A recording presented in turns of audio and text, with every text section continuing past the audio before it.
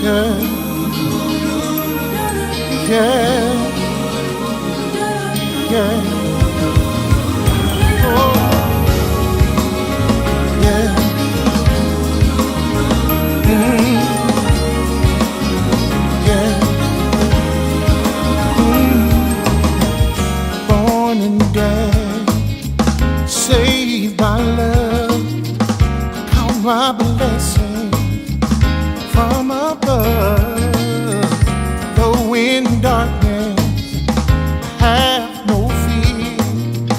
Light will shine on those holding near. They know that sorrow they will pass.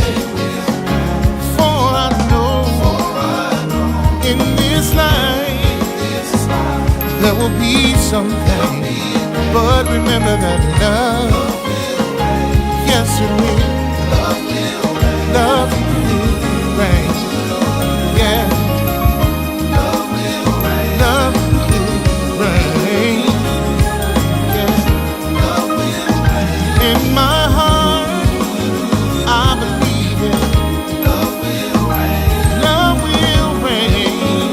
Oh, yeah, yeah. Have a vision, it's clear and plain.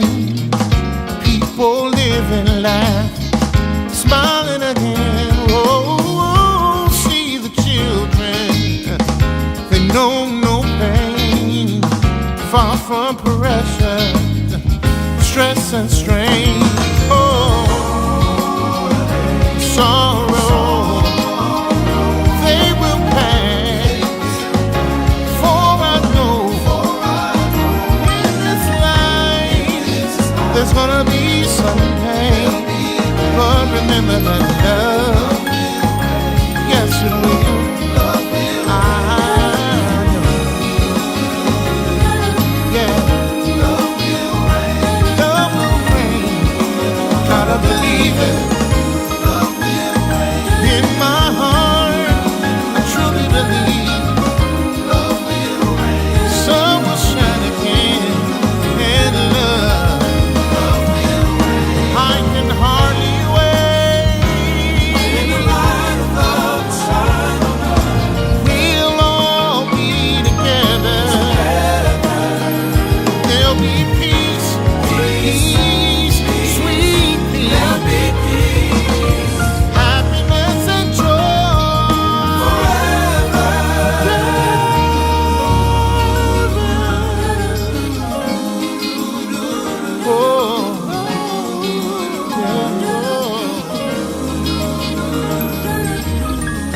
One day, someday, pain will be over and love will reign.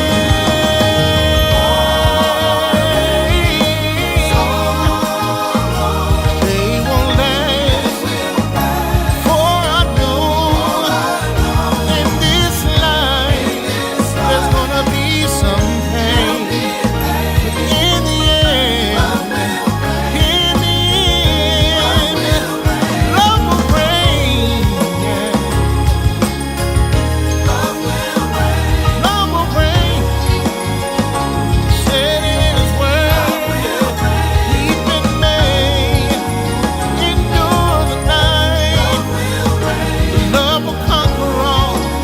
Love will win the fight. So don't be discouraged. Don't be dismayed. The darkest hour is just before the light. Hate will be crushed, fear will be gone, love will remain and go on and on. Though the road seems rough, my friend, we know how the journey ends. Oh, yeah. La-da-da-da. La-da-da. La-da-da. Oh, oh. La-da-da-da.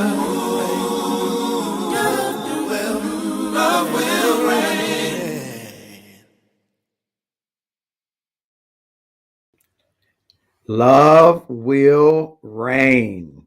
If you agree with that, drop some likes or loves or even send stars. I'm Marcus Holmes, the love activist, advocating for a better love for you and me, and love that will increase in your world and mine. And you are joining the Love and Stuff Tuesday Night Love Show. And so I hope that whether you're watching us here on Facebook Live from the Love and Stuff community page, the Marcus R. Holmes page, any of the love groups that we've tagged you in, or if you're watching us on YouTube events, Twitch TV, or Twitter, I hope you will click share, tag 5 of your closest friends, connections, subscribers, or followers, 5 of the more popular ones to join in tonight's show, which includes some replay content. We decided to bring back from our inbox one of the topics about love and forgiveness and peace at the dinner table. Some people this weekend will be going into time with family as you spent time during Thanksgiving. Some will do that for Christmas or Hanukkah or Kwanzaa or whatever you may be celebrating during the season. And it might bring you face to face or side to side with someone with which you've not had the best relationship throughout this year. Don't be afraid, as the angel said. Fear not.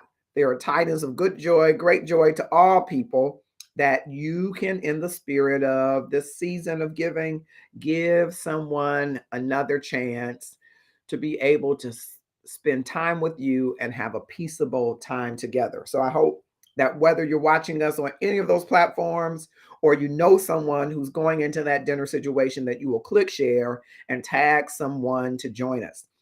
During this specific show, I had the chance to have my sweetest sweetie girl in the whole wide world, Autumn Nicole Davis, known on Facebook as Autumn Nicole Holmes.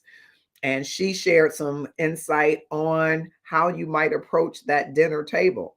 And I think it's important that as you go into the holidays, that you have a game plan for how you will navigate spaces to make them safe spaces. Now, if the space is not safe, you got to make a decision about your sanity and safety, because those should come first. If you've been in an abusive relationship or been in abusive situations, there might need to be therapists and therapy, if you haven't already embarked upon that journey, before you're face to face or side to side with someone. So you may have to decline in those situations to go into celebrations that involve family members who have done some detriment or harm to your mind, body, or soul. But if you're going in a situation where there's been a rift, or you're going into a situation where there's been some trouble, you might consider some of the advice of this beautiful, sweet young lady and others who share their advice via inbox. Why don't you drop in the comments right now whether or not you've ever had a relative with which you kind of been at odds and you had to go into a dinner situation with him or her. Maybe you can relate to this. Thank you so much for joining us across all platforms, and I'm going right into it right now. Welcome to Love and Stuff. I am on a different device with a different camera, and so I'm going to invite some friends. I don't know if it's going to tell me exactly how friends are here or not, but I'm going to start inviting friends. As you can see, I do have a guest today, and we'll be talking to her very shortly here on Love and Stuff. So I always start by inviting some folks to Love and Stuff to try to get a good mix of folks. A good mix of folks is what we want. There's some folks I want to invite. I want to invite other folks as well. I'm just not, I'm trying to get a good mix. So, oh, it's not letting me invite other folks. Wait. Hit done, then try doing it again. Okay. And then, Sherry Ann Greenwood has joined. Adrian Green has joined. Marcus Johnson has joined. What up, though, baby girl? He says to you. Eric Sanders has joined. Thank you, Cheryl Swaka-Conil, and Carmen has joined. I'm going to invite a few more friends, so hang in there with me and let me know that you can hear me, because I'm on a different device today. We're going to see if that's going to help us with our connection challenges that we have had heretofore. And it isn't just letting me continue. I got to keep going back and forth. Is that what you're telling you? Try inviting and then try searching. Hit invite. I don't just want to search, but I don't know who I know when I get to see it populates the people that I want to invite typically. So I'm just off the top of my head, like this person, I didn't want to do it, because some of these are, I don't know. I have like people that come, kind of regularly that I want to invite as well. So I met her already apparently. Type Key EY. I already wrote it down. T-E-Y. No, KEY. K-E-Y.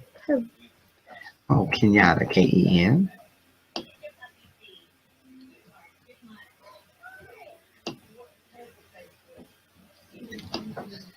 Okay. I can't do it that way. That's a lot to do. Okay. Erica saying, my baby. Ann Travis is your cousin. This is your cousin Princess's daughter. Princess, who was named after your grandmother. That's her daughter. So say hello. Hi. Can you all hear us? Can you hear us? Fred Caldwell has joined us. Cheryl Swacker Cornell says, hey, Autumn. Hi. Hi. Okay. Well, I'm hoping that I'm trying on a new device so I can get a better connection. So I've got Autumn Nicole Davis here with me, who is, you can hear us, and okay, who is one of the absolute loves of my life. She is my sister Adrian's daughter, but I feel as if when her mom went home to be with the Lord when she was 9, that she's been a daughter to me. Of course, her dad is Phil Davis, but I feel like Autumn is my daughter as well. Tracy Green has joined. Joy Pascal has joined. And that's your cousin, who is also in that, I know. Okay. All right. I say the apple pie. She's not that. I know, Cheryl. Hey to me too. Thank you. I feel honored. Hey to me too. I'm trying to invite a few more folks, but it's not working out kind of the way I want to. So bear patient with me if I dart in and out of that. But I thought on Love and Stuff today, for a little bit of the time, I would introduce those of you to Autumn who've not had the chance to meet Autumn. You need to hook up with Sherry and get into radio TV. You know what? I'm trying to hook up with Oprah, but I will stop with Sherry starting there. I want a show. Tabitha Goodner has joined us. Thank you for coming to Love and Stuff. This is Autumn Nicole Davis. She's at Autumn Nicole Holmes on Facebook. This is my sweetest sweetie girl in the whole wide world. She's a sophomore at U of M, a psychology major, a civil rights scholarship student, and working hard, and she's home for the break.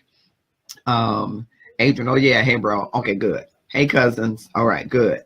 And so I thought I'd bring her on for a little bit in our discussion because we're going into the Christmas holiday, and there are so many people that are without family, are without friends.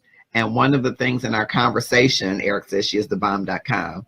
In our conversation, she was talking about why she has such a heart for service, to serve people. And I think in this season, Autumn, it's so important that we do serve people, that we do not just give to ourselves. I was sharing with her from the Obama summit that Obama had all of those young people, mostly millennials, for one of the days, in one of the sessions, he told them no selfies because he wanted them to be selfless and be about service to others. So I want to talk to you today.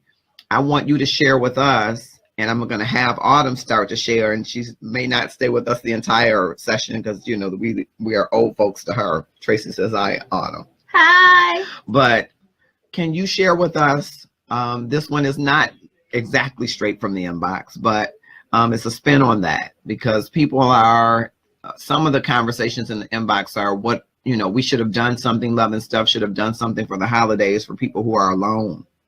And I think that's a good idea because there are people that are alone or feeling lonely. But what is the thing that you will do this holiday or have done in past holidays to share or show love? And I'm going to start and let Autumn start with this topic, and then I'm going to toss it out to you. Capri Edwards and Michael Mendengal have joined us. Capri Edwards started his own choir, but he used to sing. Well, he still sings. He directs the choir at Greater Grace. And then one time he came and auditioned and came and joined us, and then he didn't come back. So I don't think he enjoyed it. Michael Mendengal, I've been knowing him since I was a teenager. He was always grown in my mind. All right. Tracy says, dang, fat finger, your name. What? I don't know, but we'll figure it out. Darcia Sanders has joined us. Hi, as you all say pumpkin to each Hi, other. Pumpkin. Okay. So Autumn, tell me one of the things that you will do this season or have done in previous seasons to show love. I think this season, like I always do, I'll send text messages just like reminding people of the memories that we've had over the year and how much I appreciate them. My close friends, I'll buy gifts for the things that I know that they want for Christmas. I think that's pretty much it. Okay. So, because I know most of your communications are text message, even with Uncle, she text message. One time Uncle inboxed her on Facebook and she said, why are you inboxing me on Facebook? Just text message me. So I think that's people your age mostly communicate via the text message. And what are some of the responses you get back from people when you text message them? I'm thinking of you, or thanks for what you've done for me this year. I usually get I love you, I appreciate you, thank you. I get like some response of like what I've done for them or how I've helped them this year and like how strong our relationship has gotten over time. So yeah, that's usually what I get. Okay, Brandy Nicole has joined us. She's a great singer, opera singer. I'm so proud to know her. I've known her for a lot of years. This is Autumn Nicole, my beautiful niece. And so Autumn Nicole, what do you think we can do more for people that are alone to show them that they're really not alone, that what can we do to share the love of God and share the love of with people? I think we can invite people to services at church. I think a lot of times we overcook food for our families and there's a lot left over. So we could invite other people that we know may not be blessed enough to have the families we do to dinner, or just, invite them in our homes and give them a warm welcome. Even do like secret Santas in our communities, whether it's like at work, school, and just like really give people a really joyous Christmas. Wonderful. And Eric Sanders says, y'all can come to the Carolinas for Christmas. It's 70 degrees. He's rubbing it in. Kenyatta Roxanne has joined, and we hope to have her on soon. She's written a book. She's an author, and we're excited for her. Congratulations. And we'll soon be having her on to talk about her book. I think it's an autobiographical account of a portion of her life. So we're excited about that. And of course, Kenyatta, this is Autumn Nicole, the sweetest, sweetie girl in the whole wide world. And we're talking about what you can do to share and to show love. So Autumn, I know you're only 19. Of course, you're grown in your eyes. In Uncle's eyes, you'll always be the sweetest, sweetie girl who I held on my shoulders and sang to, right? Shababa, Shababa, right? Yep. In your short life, have you had a situation where somebody you loved, a friend, a boyfriend, somebody that you loved that you had to reconcile with, that you had to make things right with? Has that ever happened in your life? I don't think, not around this time. Okay. So maybe it may start in the new year where I have to like reconcile with people, where I'm like, oh, let me turn over a new leaf and be kinder, or, be more forgiving to those that do something to me. So, I mean, I'm pretty much a nice person, and I pretty much have a lot of people that just love me. Right. So I don't really have to reconcile much with people. Mm-hmm. But if I did, I think it would more so be at the beginning of the year rather than at the end of the year. Okay, so let's say that, so you go out of the old year with knowing that you need to reconcile. You think that's a good practice? I'm just asking. No judgment. I don't think I necessarily make the conscious decision to say, oh, I'm just going to do it in the new year. I think that's usually how it starts. I see. Because most people are like, oh, it's a new year, new me. So let me do something different or try to better myself because it's a new year. Okay. And Kevin Scott has joined us. He's a friend who lives in Baltimore. Remember when I went to Baltimore? Mm-hmm. That's who I hung out with. Okay. And then Eric said, boyfriend. Yeah, she's got a new boyfriend. We'll have to talk about that in a minute. Oh, Monique James has joined us. Say hello to Monique. Hi. And Travis says, looking 13 and runs in the family. I know she looks like a kid, right? That's why in my heart I can't. Philip Patrick has joined us. Monique said Autumn is beautiful. Yes, she is. And Sandra Spencer is a singing beautiful lady. who has a boyfriend. So we're going to have you meet her. So she can give you boyfriend advice. No, I'm teasing. Okay. So what do you think? But if people are at odds with their family around Christmas time, what would you suggest to them that they might do to show love? Because, a lot of times people fall out throughout the year, or relationships aren't going as well as they should. Do you have any suggestions that you might offer as to ways that you can show love to somebody that you're not reconciled to instead of waiting till the new year? One piece of advice would maybe write a letter or write a note to that person. Okay. Because not a lot of people do that. So I think letters and notes are really important, are really special. It shows you going out your way. Maybe bake them something or cook them some food. People always say the weight of my heart is food. Okay. And that can be very true. So maybe, baked good of some sort, or just offer them that. I mean, even though it's Christmas time and gifts are important, some people don't want monetary gifts. Okay. And maybe just a special dinner or having a sit down and talking are great ideas. Okay, I'm going to go back and welcome some more people. Corey Reed has joined us. Our cousin Jan Holmes Boyd has joined us. Wendy Brown has joined us. She's out west. She used to live here. Corey Reed, you know who he is. Staffy Blakely has joined us, one of my buddies. Carmen says, hi, Autumn, and what boyfriend? Do tell. We'll get to that in a minute. Oh, my goodness. Eric says, I'm cleaning my gun. That is all. Bring him to Carolina.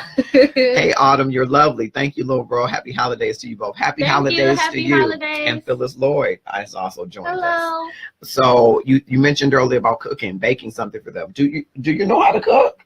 Yeah, I know how to cook. I may not necessarily want to always how to Wait. Who taught you how to cook? You taught me how to cook. Oh, okay. And so tell me some of the things that you know how to cook. Mac and cheese, greens, green bean casserole, dressing, chitlins.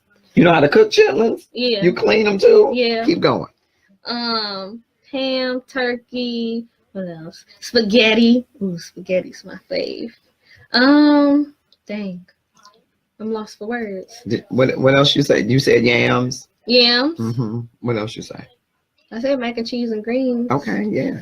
So you're pretty good cook. Mm-hmm. Yeah. Okay. So are you cooking somebody something this No, Christmas? I will not be. You won't be cooking. No, I will not. Will you be eating? Yes, I will. I will be Don't eating sound like your it. good food. Larry Stevens has joined us. Joy said go. Carmen says green bean casserole. She's got a green face. She doesn't like that. Neither does she, but I like it. So I taught her how to cook it because I like it. If nobody else eats it and I have to have a spoonful until it's gone, I like string bean casserole. I'm just getting in from Raleigh, since some of that little cuz. That's right. She's got to do some cooking. So what are other ways? So you said send a note. Do you think that if you've been at odds with someone all year, that they would be open to a pop-up visit? No, I don't think a lot of people, whether on good terms or bad, are open to pop-up visits. Mm-hmm. In this day and age, it can kind of be creepy, maybe. Okay. So I would necessarily call that person. And if they don't decide to answer, send a letter to that person's house. That would be the first, here, let me reach out. Mm-hmm. So. Okay. So that brings us to the part of the discussion that was in the inbox, Autumn. So here is a person who is at odds with her family, mm-hmm. and she has not been invited to the family dinner. Mm-hmm. Now she thinks it is an oversight. And tell me, do you think she should just show up to the family dinner? Should she call to make sure she should be able to come? Because she's gone to family dinners years before that. What do you think? What advice would you have for her about going to her family and she's at odds? I mean, they fell out, kind of fell out. That's part of an interview that I did with Autumn, and I am glad that you are here, and I want to hear from you in the comments. What would you do if your family member didn't invite you to dinner because you had some falling out? All of the family is going, but you didn't get an invitation. Would you reach out to find out more? Well, I want you to learn more about the rest of the interview in a moment. We are sharing from our vault of interviews when peace and forgiveness needs to be at dinner. I hope you will click share and tag someone to join us. And while we're doing that, I want to share with you as a break an opportunity where you can be a blessing to families within our uh, community. Every year, at least for the last 3 years, Love and Stuff has tried to help families during the Christmas time. And we have these virtual gift boxes that you can purchase now. They are available on our Shopify store. And if you hold your phone up to the screen and scan it, you can make a donation now. It is a virtual gift box. We will collect the proceeds of all of the gift boxes and divide them among the number of families that are selected just in time for Christmas, which is coming this weekend. Some of them may need food. Some of them will want toys. Some of them will want clothes. Some of them will put monies toward a bill, but it will be your way to give a gift that keeps on giving. 100% of what you give for the virtual gift box will go towards helping those families. And so you make a gift, a donation, and we will send you a thank you card. They don't get an actual box. It's a virtual gift box. And we will, again, put all of the monies together and share those monies with them. You can purchase the small size, which is $10, the medium size, which is $20, by holding your phone up to the screen, clicking over the Scan Me, lining it up, and the QR code will bring up where you can go right to Shopify and make the purchase. Again, 100% of the proceeds go towards helping these families. Some of them that are contending with cancer, some of them that are contending with catastrophic incidents rather that have happened in their lives. There's also the opportunity for a $50 gift box. It's the large size. Now, some people say, well, I want to give $100. We'd love to have your $100. All you have to do is scan this and put quantity 2 times that 50. That will give us the 100. Whatever you want to give, starting as low as $10, 100% of those gifts will go toward helping those families. We'd appreciate your giving. And now I'm going to the part 2 of my interview with Autumn about what would you do? And I want you to drop in the comments so that we can interact with you. What would you do if your family's getting together for the holiday and you don't get an invite from the person with which you have had some riff or been at odds with at some point in the year? Listen and click share. So one, your first step should be to forgive them.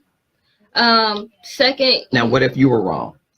And even if, you have to forgive yourself too. Okay. And know that you're growing and so are they. Like each person grows in their own stage of life. Mm-hmm. So forgive yourself first and then figure out, okay, yes, I should make a phone calls or text in any way that you feel like is a great way to communicate, besides face to face. So you don't think they should just show up? No, showing up. Especially while being at odds, it may be a little bit inappropriate, and that's someone else's home. And, homes are very private, they're very sacred, and you don't want to disrespect someone's sacred place. Mm-hmm. So, yeah, I would definitely do a phone call, text message, reach out just by letter, talk to somebody, even if you have to meet up somewhere else. So maybe a Starbucks or a McDonald's or a library, somewhere that you think is appropriate to have the conversation that needs to be had so that everybody can reconcile. Okay. And so what does that phone call in your mind sound like? Hello? I think it sounds... So let's say if we were at odds and you were calling me to say, I'm coming home to have some macaroni and cheese. I wouldn't just necessarily invite myself. I believe I would, ask, how are you? How's things going? Like a regular conversation would go. And then I would proceed to just say, like, I would love to come to Christmas dinner. Am I welcome? Was there a disconnect somewhere? How can I reconnect? How can I make the right way? How can I do it the right way? Just to be invited or to get back in good graces. I would just ask you like, hi, how are you? What's going on? Mm-hmm. And would you at all mention what had happened wrong? Would you try to talk through that in the first conversation? I don't think that's necessarily the first conversation. I think that should be the second conversation.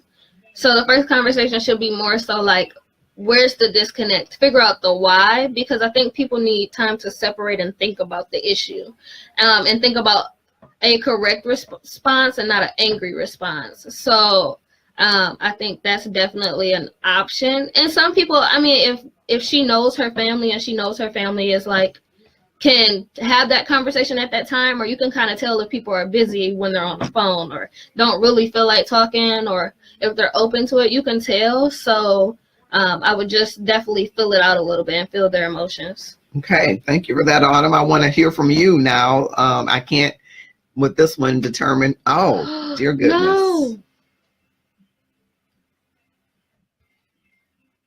Yeah. Uncle. Oh, we're back. Okay. I can't tell who is still here, so I can't do the swipe. So you have to talk to me and let me know. Give me some likes and loves. But I'm posing it to you. If you were at odds, or a member of your family was at odds with you, and you wanted to take the next steps or first steps for reconciliation to show them love during the Christmas season, you don't want to wait, like Autumn was saying. Thank you. I'm glad you're able to show me that you're still here, Eric, and others. Mr. Bakai, Tammy is here. Wait, I'm missing people. It's not. Oh, Jesus. Uncle, stop touching the screen. It's not showing me that all these people have joined. I want you to meet these wonderful people in our community. Oh, Mr. Bakai has joined. El Bakai, her name. Stop. You can't touch the screen. Well, I gotta be able to go. You use the mouse, Uncle. Oh, you my use goodness. The mouse. Oh, my That's goodness. That's what the mouse is there for. Let me help you out. Okay. All right. So, how do I? You want to go over? Oh, yes. Good evening. Okay. Okay, Tammy has joined. Say hi to Tammy. Hi, Come Tammy. to us, right? No pop-ups either way. Call and say, hey, I heard we having a cookout. What do you want me to bring? That's good. Tracy says, I like green bean casserole too. And Linda McGee. Linda's here. I didn't see her come in. Oh, thank you for coming. Therapist for sure. Yes, I think she can be a therapist for sure. Hey, two of my faves and one of our faves. What's the topic? Coming from an event. Alicia Bradford has joined. Brandy said, I will let them know that I feel hurt because I wasn't invited and asked, was it an oversight? Good. Carmen says, I love hearing Autumn well-spoken. She is just outstanding, outstanding. I'm just so proud to be connected to such an awesome young lady. Tammy said, what's the topic? So we're really talking about, Tammy, me and you are at odds. And I want to come and have dinner with you and Kenny, but how do I reconnect, especially around the holiday where people are alone? How do I reconnect love relationships that may have gone awry? Jeanette Richardson has joined. Thanks for coming. She is really mature. Well, thank you, Mr. Hernandez. She's really a sweetie. She is. Uncle doesn't want her to mature, you know, but I appreciate that. What happens when you do reach out and they don't want to be bothered? Great question, Ann, from your cousin. What would you do, Autumn? You reached out to me and I'm like, I'll call you back. So if they say I'll call you back, I give it another 2 to 3 days to do a follow-up. And at that point, if they don't accept you, you just have to come to that realization, like, okay, well, maybe this Christmas isn't the right time, or maybe another time will be great. It depends on who your family is. Like, I know with my family, I could keep bothering them, but someone else may think, okay, no, it'd be better to give it time or give it space and maybe try for New Year's, if some people do celebrate New Year's. I would definitely just figure out another way to connect with other people. Like, you have more family than the ones that are related to you by blood. Your relatives don't necessarily have to have the same blood as you, and they can be people that you connect with and relate to, and that love on you and you love on. So I think it's also great to connect with them too, if you don't have enough people to, or enough family that will accept you and allow you to come. I think that's excellent, Autumn. I heard Iyanla Van Zant say something very similar to that your family is your blood. Your relatives are those that you relate to, who you are in relationship with. So you get to choose your relative. So I think that is pretty savvy, young lady, to say that you, if you're unable to connect with your family proper, I'll call it, or your blood family, that you can look in your circle of influence and say, okay, who am I in relationship with, and build and deepen those relationships while you hope to reconcile other relationships. I think that's what you're saying. Did Definitely. I say that? Corey, your cousin Corey, who when I used to fall off the big wheel, would help me get back on it. And Jonathan Robinson, whose mom was very good friends with grandma. They had us around the same time and they went to be with the Lord a month apart.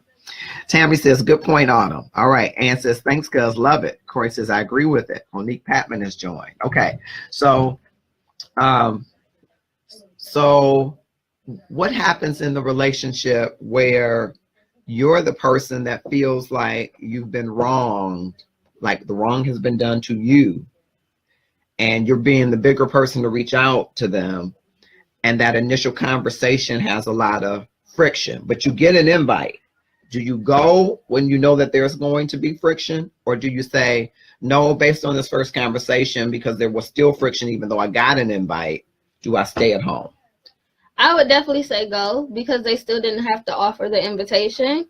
And some part of them, whether it was deep down, wanted you to be there. So I still think it'd be nice to show your face, even if it's a stop through, like, hey, you know, I'm going to grab a plate and sit and talk for 10 minutes and then I'm going to go, so that there isn't enough room for confrontation. But I think it's definitely important to still go, still say hello, still show your face. And because that can be enough to reconcile. Just seeing someone's face or seeing their smile or giving them a hug or just seeing them walk through the door can be enough to reconcile and welcome, and old feelings and memories may come back to good times. So it could be good to do. Okay. And Kelly Kemp has joined us, who was one of my early teens in the choir at Dexter. So she's no longer a teen, far from teen now. Makes Mr. Marcus feel young. Jim said, hey, Tammy. So welcome, Kelly. Okay, that's good. So there's a song before your time that said, what would the lonely do at Christmas? So what if you are alone and you decide not to go? What things would you advise someone who's going to spend the holiday alone? Now, it's their choice, right? They got the invitation to the family dinner. They decided not to go. What would you say to the person who is going to be alone? Maybe not lonely necessarily, but going to be alone on Christmas. I would say definitely go out. And when you say go out, is this the 19 go out, like you were telling me you're going to go out and shake a tail feather go out? Or what do you mean by go out? I mean, if that's your kind of party, then go ahead and shake your tail feather and go have fun. But I mean, going out could be simply treating yourself to a movie. Got it. A bowling activity. Got it. Anything that makes you happy and makes you in a situation where you're not necessarily alone, but you're around other people. And there's always, when you're around other people that you may or may not know, there's always an invitation to talk and to conversate and just have a good time. So I would definitely say do that. I would say make the best of your Christmas. So don't just sit in the house and not do anything at all and sit in the dark, but maybe watch Christmas movies, bake cookies. If you have a Christmas tree, get you a Christmas tree, whether it's a Charlie Brown Christmas tree or a big, full, beautiful one. But put lights up outside. Keep yourself busy and keep yourself like in a joyous mood. And maybe some of the traditions that you know your family that you weren't invited to would do, I would say sometimes some traditions you can do it by yourself. So I would definitely recommend that. Okay. And Tammy says, go for a short period. I think she's kind of commenting on about going to the dinner. Sometimes that person might just be in your life for that season. Sometimes you might have to let them go. You agree with that? Definitely. Okay. And you and I, and along with some others in our family, have experienced loss around the holidays, right? And so sometimes that can make the holidays a little somber. Sometimes it can make it difficult to deal with because you're used to having family and friends around. So can you talk to me about what do you do to deal with those feelings of feeling sad? How do you keep the memories alive? How do you keep thinking of the good times? Is that tough sometimes? Talk to us a little bit about that. I think it's definitely tough to be without family that you would want there on the holidays. I think it also matters to look at who you do have and know that they may or may not be there for a long time. So you also need to spend as much time with those people. I think something that I do is always like, I make sure that I always spend holidays with you and Felix because y'all are my favorite people. And I make sure that Tammy's watching. She's not going to like that. But go ahead. I mean, but you're all the way in North Carolina. It doesn't count. So I would definitely make sure that I cook like grandma would want, or we always put up a Christmas tree and put up Christmas lights, or like after grandma passed, I made sure that we got a Christmas ornament that said grandma on it, especially, and I hung it towards the top of the tree just to remember her. I also think like I love hearing old stories about like when everybody was here, or just remembering stories or looking through photos could be something that also helps. So yeah. Okay. Cheryl said that, or Reverend Cheryl said that's what I would do. I think she was saying that she would do a pit stop, grab a plate, and go. Tammy said, hey, Jan, you made it back. Barry Loston has joined us. Tammy said, what? Don't matter the location. So she's telling you, you're supposed to be two of her faves, and you're going to say that Felix is your fave and me. So she didn't like that so much. Okay, so what advice would you gave some great advice to people about because some holidays can be tough for some people who've lost. And I've seen some people recently on Facebook who've experienced loss, and it's their first holiday without their mom, or without their cousin, or without their grandparent. So you just mentioned about your grandmother. Tell us that first holiday without your grandmother. Can you remember some of the things that you might have thought or did during that time that you could talk about? I remember I was in a really bad emotional state. I feel like I was really not necessarily depressed, but just down in the dumps. I didn't want a Christmas at first. And I was like, it's not the same. It'll never be the same. And I think that was a good realization to actually come to, like, yeah, it won't be the same. But it still matters that you have one and you can make it as close to a Christmas with them there as you can. So I felt really sad at first, and I was really hurt and just didn't want to celebrate without her. But once it got here, I was like, I'm glad that I did celebrate. I'm glad that I did, because she would want me to.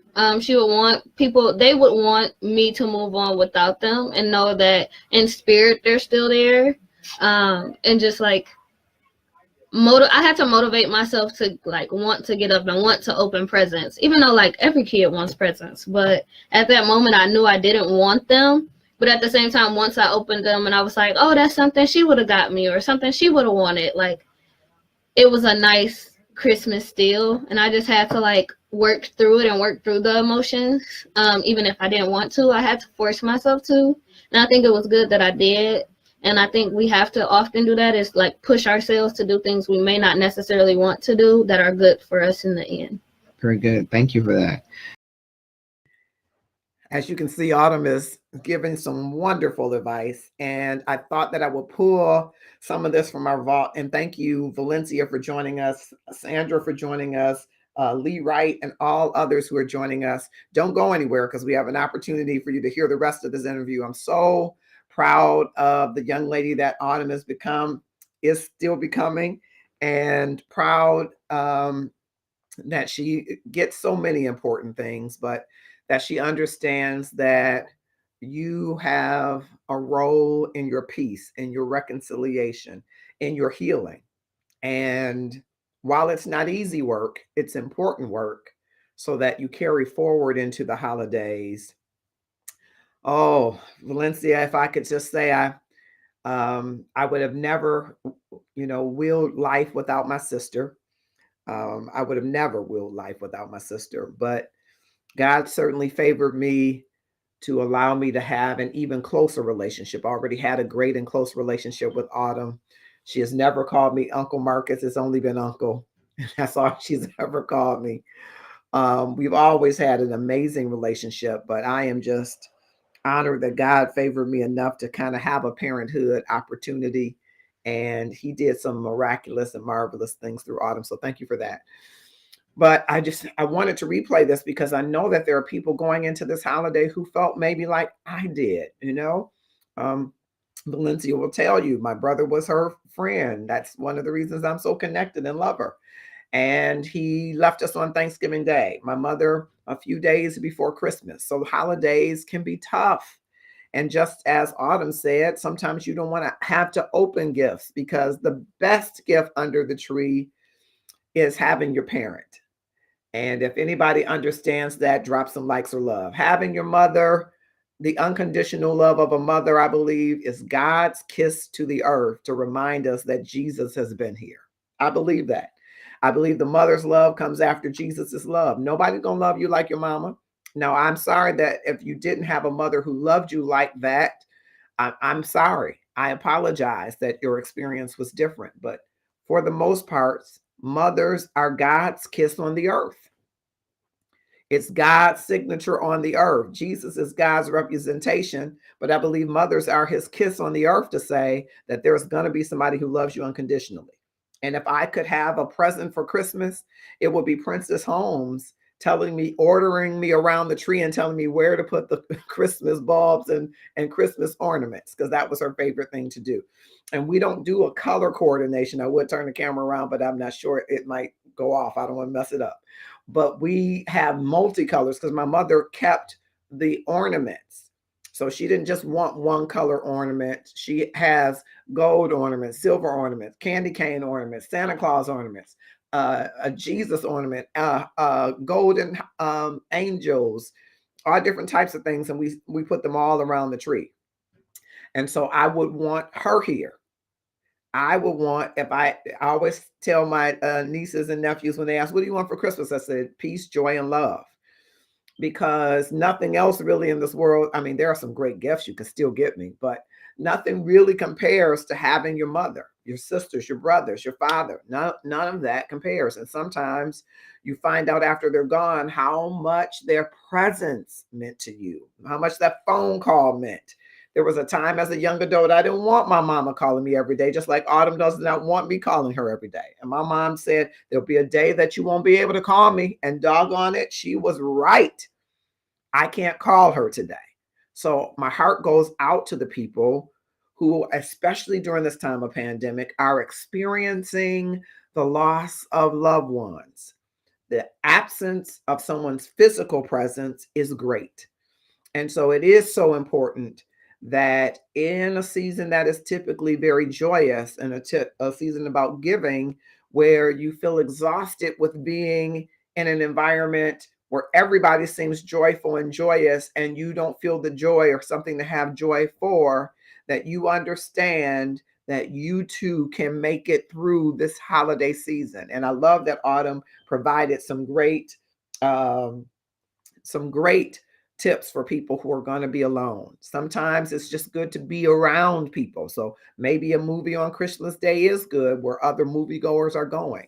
And maybe a feel-good Lifetime movie, a feel-good Netflix movie, if you're going to Netflix and chill with yourself, maybe some eggnog, whatever it is that's going to bring you comfort and soothing so that you understand you can have joy, even if it is remembering all of the good times, as Autumn also mentioned.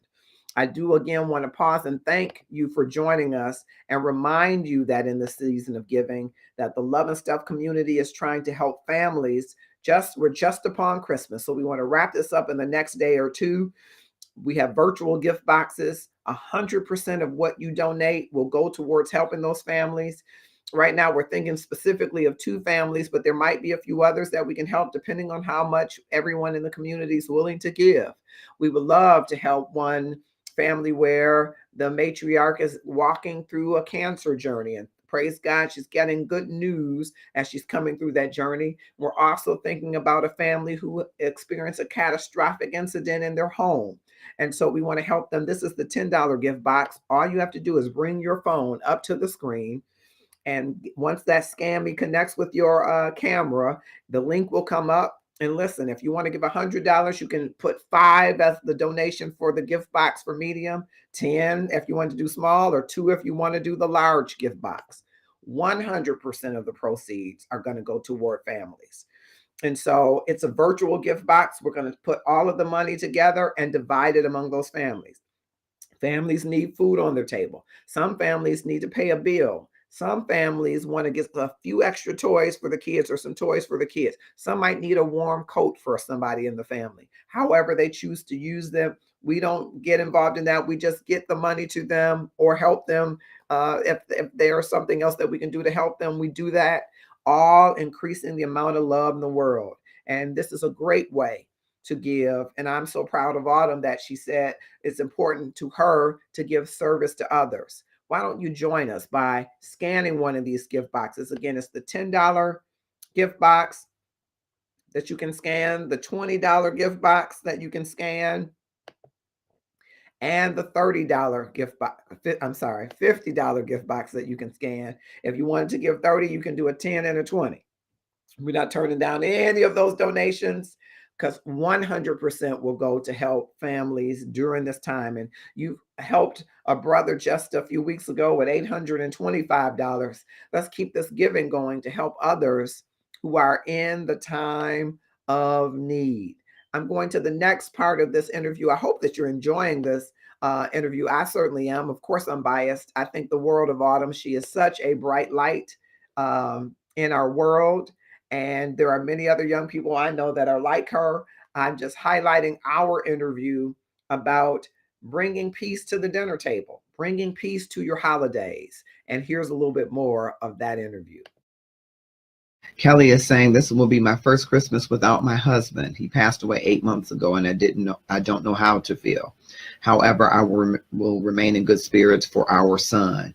Kelly, I'm so sorry to hear that. I did not know that at all. And I'm sorry that somehow I didn't find out through Facebook or otherwise. And you have my sympathy. I don't understand that relationship. I've never been married, but what I do know in loss is that one of the things that Autumn was saying, you come to a realization, you come to an authentic place, that part of life for that person that you have loved has ended, but that their essence lives on with you, and for you lives on in your son. And so when you say, I don't know how to feel, however you are feeling, you just come to terms with how you are feeling and work through that. And God will help you work through that. He will give you the strength, the power, and the clarity to work through that. So we're going to be thinking of you and praying for you. Autumn is giving up some great advice. Thank you for that. Cheryl says tail feather. She's kind of laughing. Just got in. What was the Autumn directed toward? Tammy, I missed it. That Autumn said that Felix and me are her favorites, and she didn't include Tammy, and that's a problem. Cheryl Meadows has joined us. Thank you for coming to Love and Stuff. Tammy Baker says Autumn said two of her faves was Felix and Marcus. Just kicked me to the curb. I'm said sorry. I'm in North Carolina. Well, you're one of my favorites too, baby. Okay. And Jan gasped. And are you guys getting an upside down face emoji? You got to teach me that one. Yes, Kelly, I joined Tammy in saying sorry for your loss. And Kelly, I don't, it's not a matchmaking, but Kelly, this is a community of a place where you can come and share your feelings, no judgment. And we're really trying to propel love. That's the platform. And I would love for you to connect with Cheryl Swacker Conneal. I don't mean to put her on the spot, but Cheryl recently is a widow as well. And I believe that she, as a woman of faith, can help you with, though every loss is unique, every relationship is unique. I think that there's a common thread in grief and loss that we can share to help revive the love, to help celebrate the love, the legacy of love that you had in your relationship, So I want to keep you connected to a community of people who can help you walk through that, as Autumn was saying, and talk through that and come to terms with that, because that must be very difficult to come to terms with. So that'll be up to you to connect with Cheryl, but I would love for you to connect with her because she's walking the journey that you're now joining. Andre Clay has joined us. Thanks for coming to Love and Stuff. My friend from St. Louis, Amos Isaac, has joined us. Thanks for coming to Love and Stuff. Aranda Brooks joined us. I keep pointing at these names. Aranda and I grew up at Dexter Avenue, so you can inbox her and ask her, was my uncle always smart? Was my uncle always handsome? Was my uncle always so kind? And Aranda, you better tell her the right answer. I'm teasing. But this is my niece, Autumn, who is like a daughter to me, my sweetest sweetie girl in the whole wide world. And we're talking about love during the holidays. There are so many people that are disconnected from their family, or physically not close to their family, or at odds with members of their family, or don't have family, or lost members of their family. I say lost, L-O-S-S, because it's a physical absence of the physical presence of that individual, not the loss of the memory, not the loss of the legacy, but there is a physical loss that you have to deal with when you've lost a loved one, especially around the holidays, because it shapes that holiday sometimes, because that loss, you're thinking of that holiday and the terms and lenses of that loss. So we're talking with Autumn because she's experienced some of that loss. And I wanted to get her younger perspective about things that you can do to help others during the holiday, how you can share with others, how you can give to others, and how you can try to reconnect with others. And that's the part that came from our inbox, a woman who wants to reconnect with her family. And so I brought that to you. How would you go about, or has anybody had to reconnect with family? Especially if it's around the holiday season, but reconnect with family. Can you share with us the difficulties that you experienced and how you were able to overcome those difficulties? While we're waiting for people to join in with those comments. So Autumn, I don't know if Eric Sanders is still here, but he asked earlier, it's like boyfriend. So oh my gosh, we have to have this conversation. I'm not going in on boyfriends, no, but I'm saying, so in relationships, what, being 19, I remember being 19. Oh, do you? Mm-hmm. Oh. And maybe my no, she won't come through here, probably not tonight, but I remember early relationships. And I'm just wondering, when we're talking about love and sometimes being at odds. So if you have situations where you're at odds with your boyfriend, how do you reconcile that? Michael Reeves is joining. He's to sing with Koyana. Well, usually I'm right, so I don't really have that could be the problem.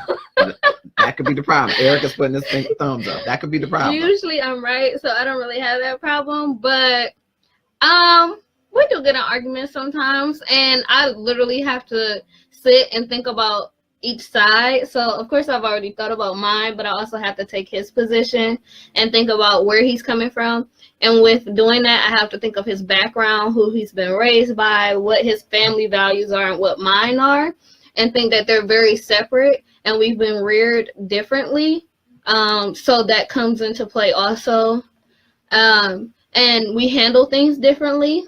So I also think about that, like, oh, I will handle it just by saying it, where another person may not necessarily be confrontational. So I think about that. Yeah. So you're the kind of person who's always right and addresses his issues. Is that what you're trying to tell me? I mean, I'm just like, I usually say, I don't think that that's right. I think that I am right, but I could be wrong. It's not I don't think, hold on. Wait, you keep talking. Teresa Smith has joined us. Beauty Bowlegs Duhart has joined us. Mr. Fix-It-All James Simmons has joined us. We might need him to fix some stuff. Michael Reeves has joined us. Hey, big bro. Hey, little bro. Tammy Baker has said, hi, I understand Autumn. 90%. I can't do. You could see more. Here, let me help. Oh, you're going to click on more. Thank you. I'm 90% right. 8% right. That's the problem. Okay, now how do we go back to the cursor down? There you go. Okay. That's it. Oh, it was somebody else, I thought, underneath there. Mm-mm. Okay. All right. Okay. So most of the time you think you're right. But yeah, most of the time I am right. I mean, I've been reared by right people and people who think that they're always right. Marcus Ray Holmes. So, I mean, I kind of get that from you, thinking I'm always right. Oh, okay. So, and I'm very headstrong. Oh. And very driven and very passionate also. So I think that once I think I'm right about something, that ideal doesn't necessarily always change. Mm-hmm. Very much like yourself. But so I guess the difference is, sweetie, I'm a little older. At your age, I don't think that I was as headstrong as I think maybe you are, or thought that I was right as often as you do. But really, back to our point is, in the relationship, are you learning that you have to compromise? Yeah, definitely. Compromise is definitely a way to keep a relationship going and to stay with someone. What? Me too. Always right. She has hashtag Holmes. Then Cheryl says, thanks for showing him that, Autumn. Let's say it. True Marcus like his dad. I knew I was right. Jervis Candy has joined us. Not you were right. And No, not that they're I think agreeing. They're agreeing. that doesn't make you right. That means that there are people who believe the wrong thing. That's what that That's means. not what that means. That's exactly what that That's means. not what that Jervis means. says good evening. And Jervis, this is my beautiful niece Autumn, who has Hi. joined us today. We're talking about love, being at odds, being alone during the holidays, reconciling with family, dealing with holiday loss. Really from the inbox is the reconciling with family. And so we were talking a little bit about relationships and how we reconcile problems in relationships. And we learned that Autumn believes that she's always right and believes that she's inherited that from Uncle. Not quite sure about the last part, but she also is learning that you have to compromise in relationships. So does that for you mean, I'm going to kind of bridge this back to the inbox. Paul Bryan has joined us. Thank you, sir, for coming to Love and Stuff. Does that mean that sometimes in order to make peace or keep the peace, you might have to say to your family, you know what? Okay, truth. I'm wrong. Yeah, we can agree to disagree. That's definitely something that happens when you're compromising. So okay, your position is one way to look at something, and my position is another way to look at something, and that is compromising. That's what compromising is agreeing that, okay, you have a certain way of thinking or a certain ideal, and I respect your ideal, and in doing so, I want to make sure that there comes a reconciliation. So I think that's what happens necessarily. Okay, and sometimes do you have to give up part of your position to compromise? Do you see it as doing that? I think you have to give up part of what you're necessarily fighting for. Mm-hmm. And maybe not always give up, but back down a little bit. Mm-hmm. So I would say you would have to be a little bit nicer in the way that you're posing yourself in your position. Mm-hmm. I could say necessarily trying to work through the issue while remaining respectful. And like I said before, just realizing people's backgrounds are totally different. Like where people were reared or how they were reared comes into play in any relationship, whether it's friendship or relationship as in boyfriend, girlfriend, husband, wife. So I think doing so, you have to back down a little bit to get to somewhere in the making up part. So yeah. Okay. Tasha Green has joined us. She's the one that used to make those cinnamon rolls that we used to have. Ooh. And Paul Bryan has joined us. Oh, he says, hey, Marcus. I said he joined us already. And Eric says, hey, Elisha's on. Hi, Elisha. Hi, Elisha. You said, hey, Autumn, but not, hey, Mr. Marcus. I'm not hurt. My feelings are not hurt. I still love you. I still love you, man. I hate that you said hi to Autumn, but I get it. I get it. She's our guest today. So in that compromise and that giving, well, okay. So from our inbox, let's go back to our inbox. So I would ask them how they feel, how your viewers feel, because everyone does it differently. Mm-hmm. I am going to keep asking my viewers. Thank you, co-host. You're welcome. Jervis says, hey, Roland Walker has joined us. Thank you. I love you too. You're not left out. Thank you, Elisha. I appreciate that because Autumn thinks all the love belongs to her. It does. And I want to make sure I'm getting some love. Two. There you go. When you know that you are right, Mm-hmm. as you said, Mm-hmm. oftentimes you are right, Yes. is what you said. Oftentimes. When you know that you are right, is part of the compromise saying I'm right, or is part of the compromise sometimes saying I could be wrong? Do you concede to that and then go over?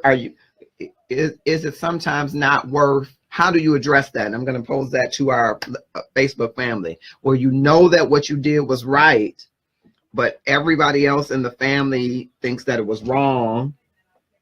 Do you say, for the sake of peace, I'm wrong?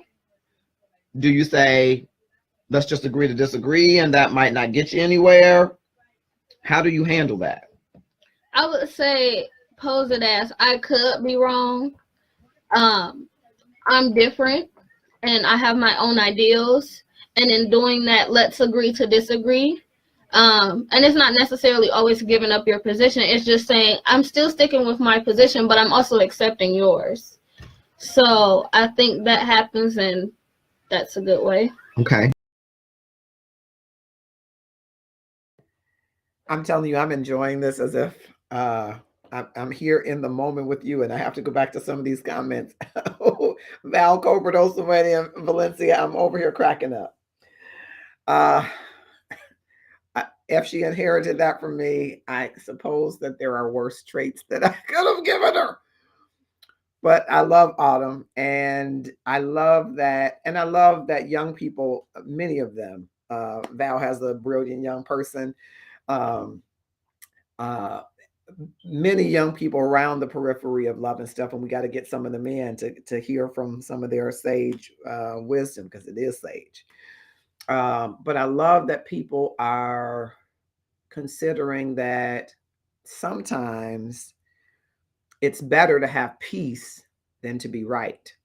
It's not easy, especially if you think you're right or know you're right, whichever you are. But it is important for the personhood of the individual, for the respect of the relationship, and for the peace of the environment to sometimes agree to disagree, or sometimes hold the right end and let people roll with the wrong. And if you agree with that, drop me some hearts in the comments if you've ever had to do that and that's been effective for you. And just before we go into the last segment of this, I am so grateful for those of you that are watching on the Love and Stuff community page or Marcus R. Holmes page, whether you're connected to the love groups or the other groups that we're part of, whether you're connected to us through the YouTube events, Twitch TV, or Twitter. I hope you will click share and tag 5 of your closest friends, subscribers, followers, 5 of the more popular ones, to see, are they bringing peace and love to dinner this year? We want people who are going to be involved in dinner to be engaged in meaningful, conflict-free ways to the extent possible, where there's peace on the menu. And for those that are going to be by themselves, we want to invite you at noon on Christmas. We will have a little bit of Christmas cheer to share with you. And so tune in around that time after you've opened your presents. But many good things that Autumn has shared. And speaking of sharing, I want to again bring to your attention an opportunity to help families within our Love and Stuff community by purchasing one of our virtual gift boxes. So the virtual gift box is not a box that will be shipped to the family. It's a place to collect the donations so that we can divide them among families, some of which are dealing with cancer, some of which are dealing with catastrophic things that have happened to their residents. If you put your phone up and say, right, align to the Scan Me, the link will come up and you can purchase as many gift boxes as you feel, but that's the small one. It's $10. 100% of your $10 will go towards helping these families. Of course, we'll send you a beautiful e-card as a thanks for your donation. You can do it in the amount of $20. $10 is the smallest amount, but you can do $20 or do a 10 and a 20, which is 30. You can do $30, or you can do $50. Or you could do $100 or $150. 3 of the 50s will be $150. All you have to do is hold your phone up and scan that link, and you will be a click away from helping a family who might need food on the table, who might need some clothes, some shelter, need to help pay their rent, who might need to get a small toy or two for someone in the family. You will help us increase the amount of love in the world by your donation. So again, the gift boxes denominations are $10 for the smallest, and you can give as many of those as you want. Once you click the link that appears after you line your camera with the Scan Me QR code, you can put your quantity, as many as you want to give. 100% of the proceeds will go towards family. We're going to put them all together and divvy them up among all families who we want to support. That's the $20 one. Here's the $50 one. And we'd like to complete all of this by Thursday. So we'll have time to get it to the families, and they'll have time to have a surprise by Christmas Eve. What a wonderful feeling it is to give out of your blessing. It's Your gratefulness leverages abundance in your heart, and that abundance fuels and feeds the hearts and lives of others. So we're hoping that gratefulness is spilling over for you and that you will help us to share with those families. All right, we got somebody. All right, we got somebody from Twitch TV. Thanks, Diggs, by the way, between us, I think, 7th. Thank you for joining us. I hope you will click share over there on Twitch TV, and thank you for joining us. We're bringing the last segment to you with this interview with Autumn Nicole Davis, Autumn Nicole Holmes, as she says here on Facebook, sharing some insights with us about how we might have peace at our dinner tables and peace in our celebrations all season long, whether you're celebrating Hanukkah or Christmas or Kwanzaa or the New Year or any other celebration that you will be doing. I want you to have peace. That's our hope for you, a hope of family time that is filled with peace and joy and love. So here's some more of that interview. Okay. You think that people are accepting of that when you say, I'm not wrong, but I'm accepting that you think something differently? Yes, I think people can be, and if they're not, it's a level of maturity. So if you can't accept that both positions could possibly be right, I mean, it's not childish, but it's not a high level of maturity either. You have to come to that realization, and in doing so, you have to grow your mindset. So that also. That right there, that part. Okay, Tasha says, hi, Marcus and Autumn. Robert Cooper, one of my elementary friends, joined. Thank you for coming to Love and Stuff. Hey, Autumn, I love you and I miss you. And Mr. Marcus hugs you more and more every day. I love y'all more than y'all think I do. Erica, we love you more, Erica. There's no way. I love you more. Here you go. Love and Stuff. Love and Stuff. We love you more. Okay, so you might be dealing with people that don't have the same maturity level or the same spiritual level. So how would you suggest approaching it where you know you were right, they think you were wrong, and they're petty? They're Petty Betty's cousin. Petty McBetty. Petty McBetty. How do you deal with that? Do you factor that into whether or not you take in a dish? Do you take your least favorite dish? Do you stay 5 minutes and drop off the dish? How do you factor in where you know your family and you know your family is petty? I think you take into fact that you know that they're petty when you're trying to reconcile. So the way that you go about reconciling is how that you show that you know they're petty. So necessarily saying like, thank you for your invitation. I will be showing up or I will be coming by, and necessarily you may not sit next to the person that you know is going to be the pettiest at the table. You may sit next to the person that is the nicest or is a little bit more welcoming. You may not take everything a plate home. You may say, oh, I've had a little bit at other houses. I'm gonna sit and take a little bit or have a couple bites. Strike up conversations. I think it's also important to do. When considering petty people, I won't always say be petty back. I would necessarily say respect their pettiness. And I mean, petty on a certain level sometimes is acceptable, sometimes it's not. It depends who the person is. So I would definitely say just take into account who the people are and how they are. Ooh, Miss Moody. Hey. Yes, Aria Moody has joined. Natalie Craig has joined. Hi, Moody. Arnaldo Jimenez has joined. I'm going to pronounce that correct. Arnaldo one day. One day I'm going to get it right. I promise. I apologize. But welcome back to Love and Stuff. We're talking with Autumn Nicole, who is my beautiful niece. And we're talking about love and stuff. We're really talking about respect the pettiness. Carmen is laughing.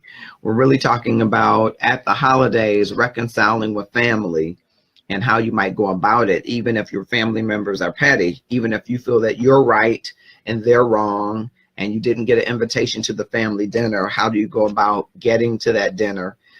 And one of the questions I asked in the inbox is, do you examine, and I'm asking you, if you're at odds with the family member, or have ever been at odds with a family member, and you wanted to be with your family, Do you examine whether or not that need to be with them is a need of acceptance, a need to just be with your family, a need to be right in the presence of your family? Do you think it's worth analyzing why you feel like you need to be at that dinner? Or should that just be because of the nature of families, you want to be with your family? Is there some other undercurrent that you should be examining? And sometimes I'm thinking of the thinking, overthinking the thinking, but I'm always wondering whether or not are people searching their motives? Is the motive really to reconcile, or is the motive for some other reason to prove that you're right? I'm going because I was right and I want to be present and show that I was right, and I'm gonna bring a dish. Or is it because I want to reconcile? Because maybe that moment where all of the family is together could or could not be the best stage. It could be a stage set for true drama. Scene 1 and 2. So what do you think? I would also ask for the petty people. Like, how do you think about your pettiness? Like, do you actually think or consider that it's being petty? Is there a degree to which you stop being petty? What level do you stop the respect or start the respect when being petty? Are questions I would also pose. Good questions. And I want to hear from you in the Love and Stuff community. What are your thoughts?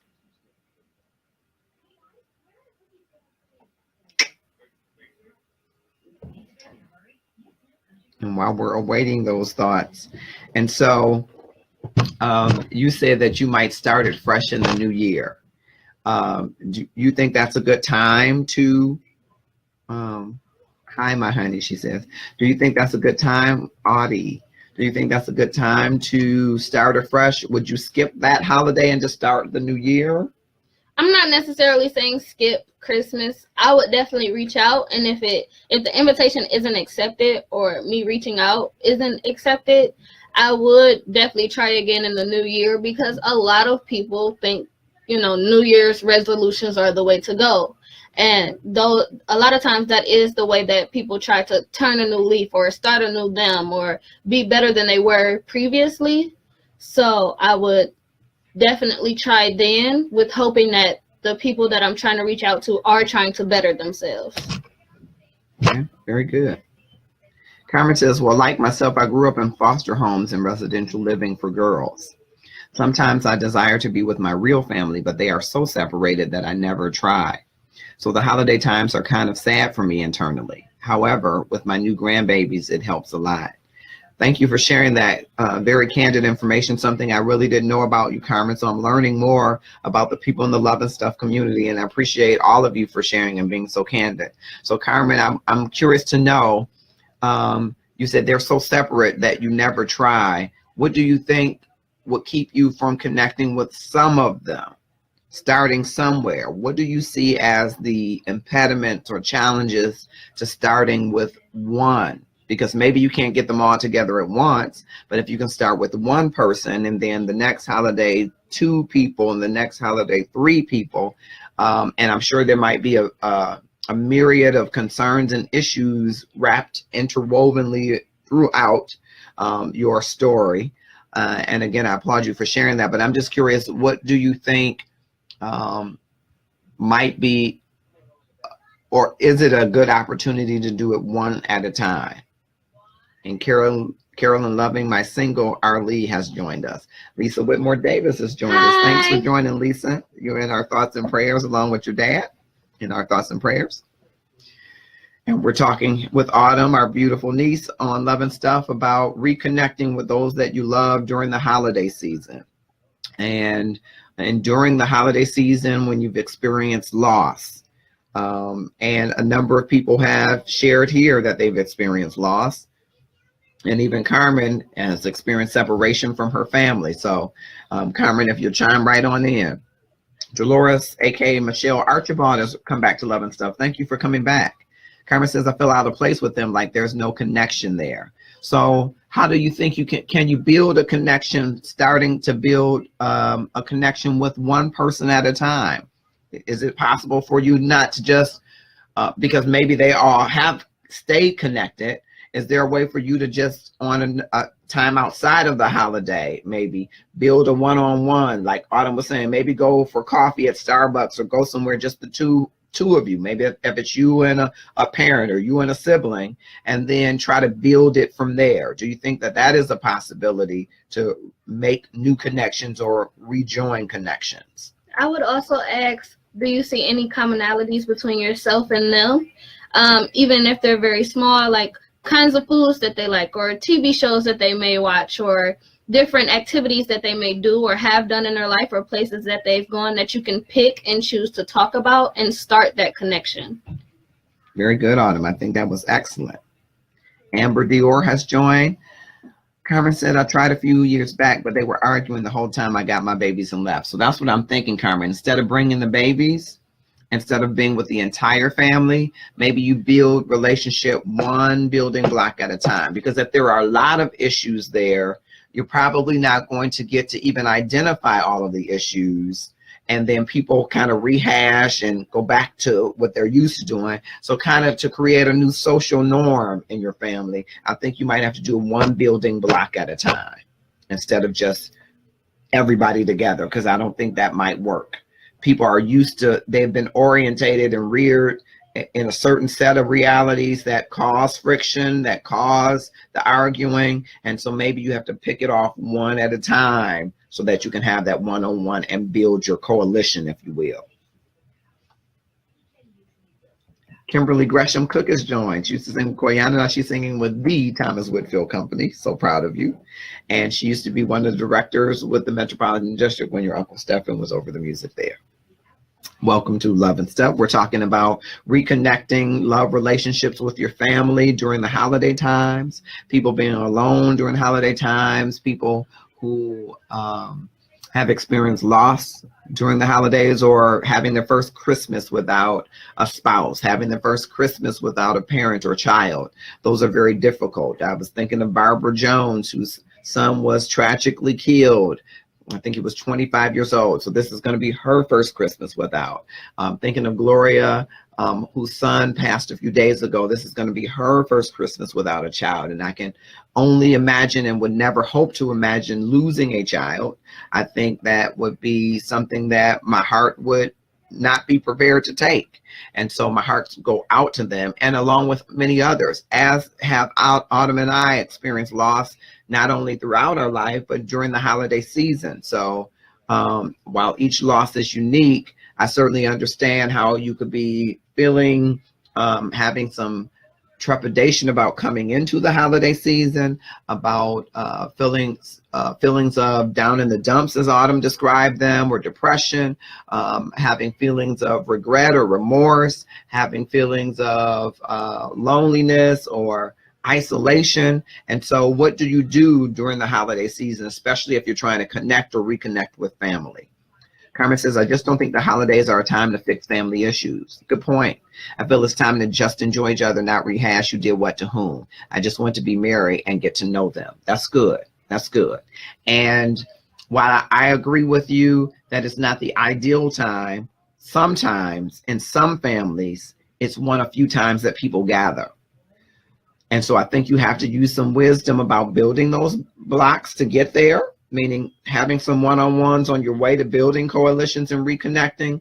But if you choose that time, I think you do, as Autumn said, in some regard of making a phone call, writing a letter, having a conversation about reconnecting, and then let the second conversation be about who did what to whom.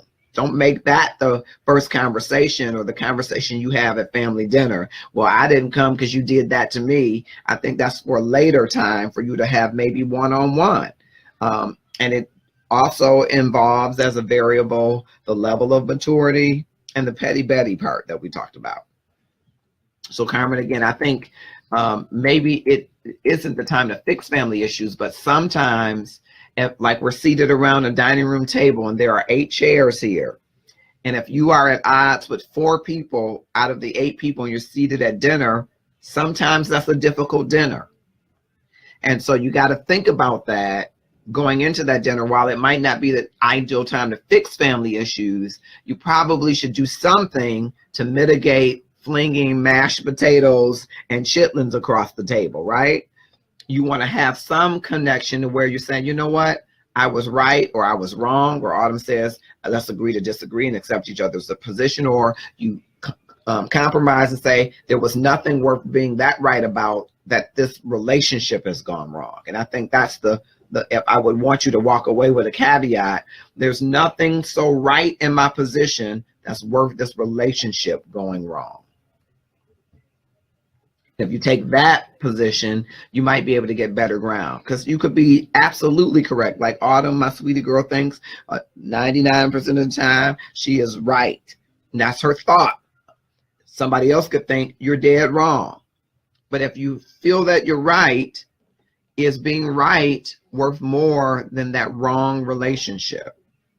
Is it worth more than righting that wrong relationship?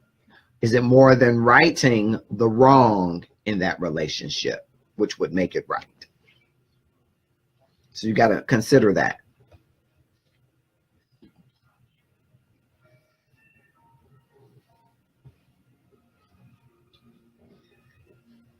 Come on, love and stuff. Come on, love and stuff community. We're counting on Likes. Can I get some hearts? you. Can I get some something? Yes. We're right at our hour mark, and so we're going to be winding down because we're going to keep it to an hour and 10 minutes. And then eventually our show format is going to be an hour, and eventually it's going to be 50 minutes. And so we've been back on track. You got some likes, there we some loves, and some go. laughs. Very good. Very good. We want to hear more from you. We've been interviewing Autumn, but we want to hear more from you. What advice do you have for people who are trying to reconnect? We heard Carmen say, hey, holidays are not a time to fix family issues. What do you say? Do you agree with Carmen? What should you do to have a peace on earth, goodwill towards men at the holiday table? What should you do if you're not invited to the holiday dinner? Should you invite yourself? Should you contact the person who's hosting to see if your invite got lost in spam? You were inadvertently kept off the text message. You were kicked out of the group me by mistake. Or do you show up or just say, forget it? I don't care. I don't want to be connected. No way. What do you do? What should you do? Ari says, Betty, right? Should never be more important than being right. Yep. Should never be more important than a relationship. Thank you for that. Try to reconcile a few days before the holiday. That's good, Cheryl. That's good. And if you can walk us through, talk us a little bit more. Autumn's done some good talking, but what do you do in that reconciliation attempt? Because you're a baker. Do you bake? You and Tammy, do you all bake something and say, okay, this is my act of reconciliation? How do you go about reconciling that where there has been differences and you feel that you're right? How do you go about that, Cheryl? How do you go about that, Aria? How do you go about that, Kimberly? How do you go about that, Amber? How do you go about reconciling where you feel that you were right?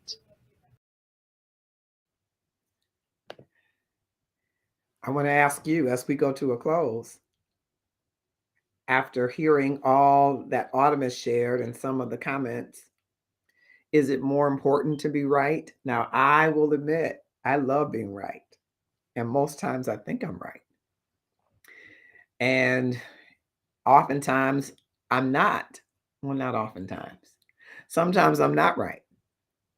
And because most times I think I'm right, sometimes it's hard to back away from what I think is right.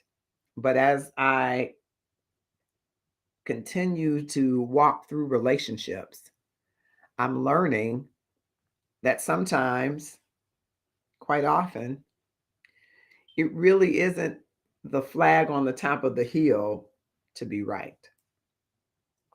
The flag on the top of the hill is to find respect and peace with the person that you are in relationship in.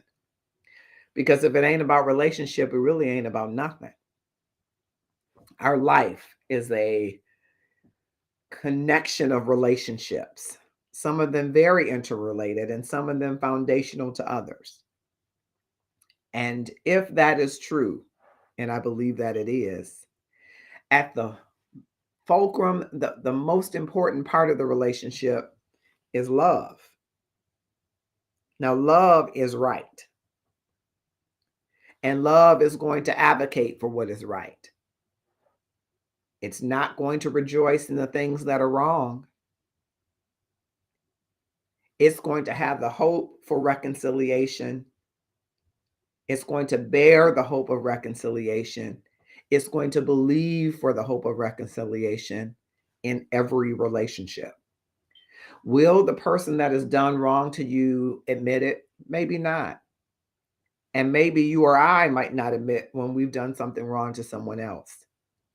But the most important part of that is that we come to a respect of the personhood of another person who sees what we've done as wrong, or who we see in some way as being wronged by, but still seek to love and respect the personhood, the humanness of the other individual. And in doing so, seek out peace, especially in the holiday. Now, your table might not have 8 seats, it might have 16. Or you may have a sprawling dinner set out for 32.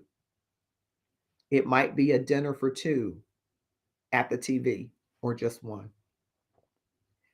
And the biggest goal should be for peace, not for right, not to even be on the right side of things. Because, sometimes in our families, we can say, oh, you're not living right. You're not being right.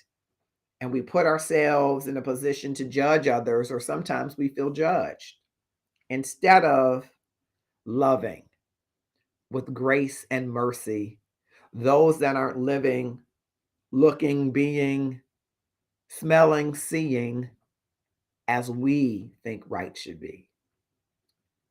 Respect that they're God's creation. Flawed or fabulous, they deserve love, respect, and peace. I hope for you, as you're entering into this holiday season, that we're already in the season of Thanksgiving, moving through Hanukkah, moving to Christmas and Kwanzaa and any other celebration that you might have, that you will seek peace, that you will have a peaceful exchange and connection with those that you love and those that you seek to reconcile with. And may it be tempered with grace and mercy and be filled with joy in the occasion. In case it is not, be prepared to not be right, but to be peaceful and to respect the personhood, opinions, and beliefs of others that don't reflect how you think, feel, or believe. After all, is it really about being right, or is it about doing the right thing? And love is always the right lever to pull, even in a conflicting situation. I want to one more time invite you to join us in the Love and Stuff community as we support families. Over the next couple of days, you will see me across social media channels just promoting the opportunity for us to give to families.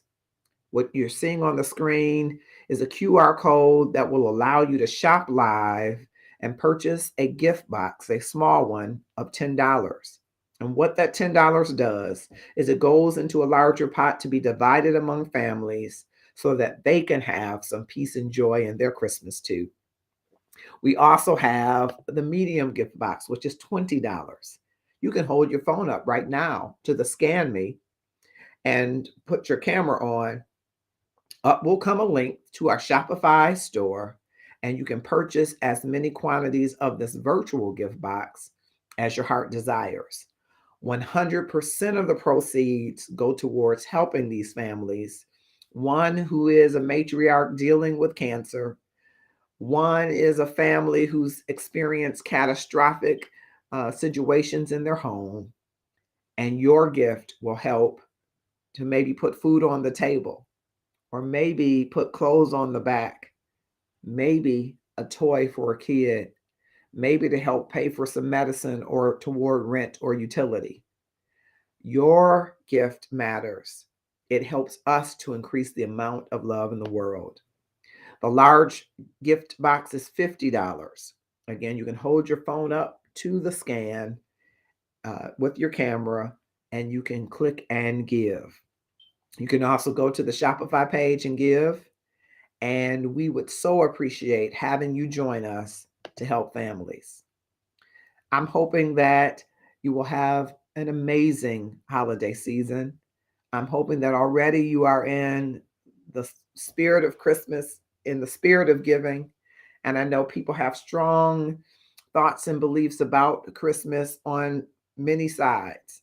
What I will tell you is this, that as a man of faith, I believe that God so loved the world that he gave. And he didn't just give, he gave the very best in his only begotten Son, that whosoever would believe in him would not perish, but have everlasting life. And in that spirit, in that thinking, I believe we are to give our very best. We're to give from the depths of our abundance. We're to give in a way that will meet the needs of someone else.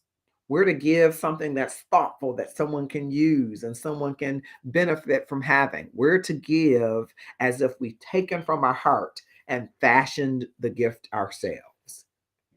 If you agree and willing to give in that spirit, I invite you to join me to help families, to give to them, and to give to them now. I'm Marcus Holmes. I'm not a loveologist, I'm the love activist. I am advocating for you and me to have a better love and a world in which we live that is more filled with love. I don't know about you, but I know I need to improve my love game and up it. And what the world needs is not more suicide, not more situations where there are war-torn lands and missiles and misgivings and misreadings and runoffs and contests. The world really needs somebody who's willing to love. I hope it's you. I'm trying to make it me. And I'd love for you to join us on an extraordinary journey of love in the Love and Stuff community. If you haven't already, click follow and follow us on this extraordinary journey of love. It's all about increasing the amount of love in the world, and you and I can do that one person at a time. Have a wonderful evening, and thanks again for joining us.